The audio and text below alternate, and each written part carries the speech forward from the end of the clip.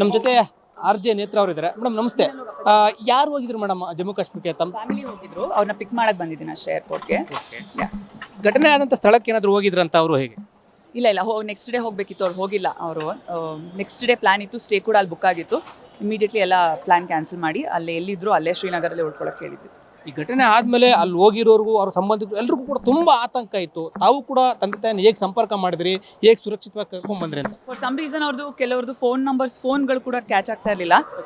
But ಸದ್ಯ ಗ್ರೂಪಲ್ಲಿ 8 ಜನ ಇದ್ದಿದ್ದರಿಂದ ಯಾರ್ದೋ ಒಂದು ಫೋನ್ ಸಿಗ್ತಾ ಇತ್ತು. ಮಾತಾಡಿ ಅವ್ರಿಗೆ ಸ್ವಲ್ಪ ಸಮಾಧಾನ ಹೇಳಿ, ಅವರು ತುಂಬ ಟೆನ್ಷನ್ ಆಗಿಬಿಟ್ಟಿದ್ರು.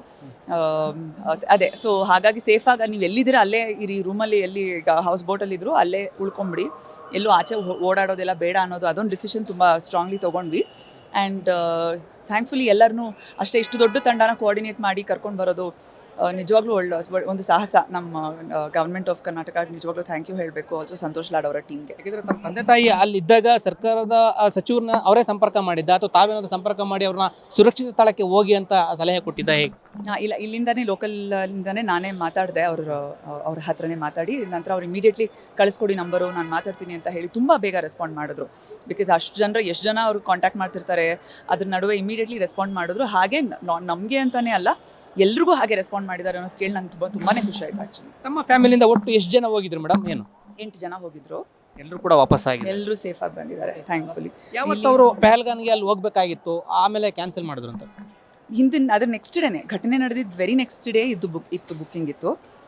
ಅದನ್ನು ಇಮಿಡಿಯೇಟ್ಲಿ ಅದು ತಿಳಿದ ತಕ್ಷಣ ಮಧ್ಯಾಹ್ನ ಸಂಜೆ ಅಷ್ಟೊತ್ತಿಗೆ ಒಂದು ಡಿಸಿಷನ್ ತೊಗೊಂಡು ಕ್ಯಾನ್ಸಲ್ ಮಾಡಿದ್ವಿ. ಘಟನೆ ಬಗ್ಗೆ ತಮಗೂ ಗೊತ್ತಿದೆ. ಮಗು ಮುಂದೆ, ಹೆಂಡತಿ ಮುಂದೆನೇ ಗಂಡನ್ನು ಕೊಂದಿರುವಂಥದ್ದು, ಧರ್ಮವನ್ನು ಕೇಳಿ ಕೊಂದಿರುವಂಥದ್ದು, ನಿಜಕ್ಕೂ ಪೈಶಾಚಿಕ ಕೃತ್ಯವನ್ನು ಎಸಗಿದ್ದಾರೆ. ತಾವೇನು ಹೇಳ್ತೀರಾ? ಇಲ್ಲ, ತುಂಬ ಬೇಜಾರಾಗುತ್ತೆ. ಅದು ನನಗೆ ತುಂಬ ಯಾವಾಗ ಕಾಡಿದ್ದು ಅಂದರೆ, ಅದನ್ನು ಇವಾಗ ನನ್ನ ಮಗನಿಗೆ ಎಕ್ಸ್ಪ್ಲೈನ್ ಮಾಡಬೇಕಾದ್ರೆ ಈ ರೀತಿ ಆಯಿತು, ಈ ರೀತಿ ಕೇಳಿದ್ರು ಅಂತ ಹೇಳಬೇಕಾದ್ರೆ, ಅವನ ಸ್ನೇಹಿತರು ಕೆಲವರು ಇರ್ತಾರೆ, ಎಲ್ಲರೂ ಒಟ್ಟು ಕೂಡುವಂಥವ್ರು, ಎಲ್ಲ ರಿಲಿಜನ್ನ ಸ್ನೇಹಿತರು ಕೂಡ ಇರ್ತಾರೆ. ಅವ್ರಿಗೆ ಹೇಳಬೇಕಾದ್ರೆ ಹೇಗಿದು ಈ ರೀತಿ ನಾವು ನೆಗೆಟಿವಿಟಿನ ಮಕ್ಕಳು ತುಂಬಿಡ್ತೀವ, ಈ ರೀತಿ ಕತೆಗಳನ್ನು ಹೇಳಿ ಒಂದು ಭಯ ತುಂಬಿಡ್ತೀವ ಅನ್ನೋವಂಥ ತುಂಬ ವಿಚಾರ ಕಾಡ್ತು ಆ ಒಂದು ಇದರಲ್ಲಿ. ಬಟ್ ಏನಿದ್ರು ವಿಷಯ ತಿಳಿಸಿ ಸೇಫ್ ಆಗಿರಿ ಅನ್ನೋದನ್ನಾದರೂ ಅಟ್ಲೀಸ್ಟ್ ಅವ್ರಿಗೆ ಅಡ್ವೈಸ್ ಮಾಡ್ಬೇಕು ನಾವು. ತುಂಬ ಗಾಬರಿ ಆಗಿದ್ರು ಅನ್ಸುತ್ತೆ ಪೋಷಕರು.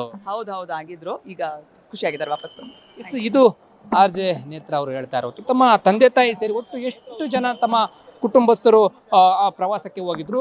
ಘಟನೆ ಆದ ಸ್ಥಳಕ್ಕೆ ಹೋಗಬೇಕಾಗಿತ್ತು. ಕೂಡಲೇ ಘಟನೆ ಆದ ತಕ್ಷಣ ನಾನು ಫೋನ್ ಮಾಡಿ ಹೋಗ್ಬೇಡಿ, ಎಲ್ಲಿದ್ರೆ ಅಲ್ಲೇ ಇರಿ ಅಂತ ಸೇಫ್ ಆಗಿ ಹೇಳಿ ನಂತರ ಸರ್ಕಾರದ ಪ್ರತಿನಿಧಿಗಳು ಸೇಫ್ ಮಾಡಿದ್ದಾರೆ. ಎಲ್ರಿಗೂ ತುಂಬ ಥ್ಯಾಂಕ್ಸು. ಈ ಘಟನೆ ನಾನು ಖಂಡಿಸ್ತೀನಿ ಅಂತ ಹೇಳಿ ಹೇಳ್ತಾ ಇರುವಂಥದ್ದು.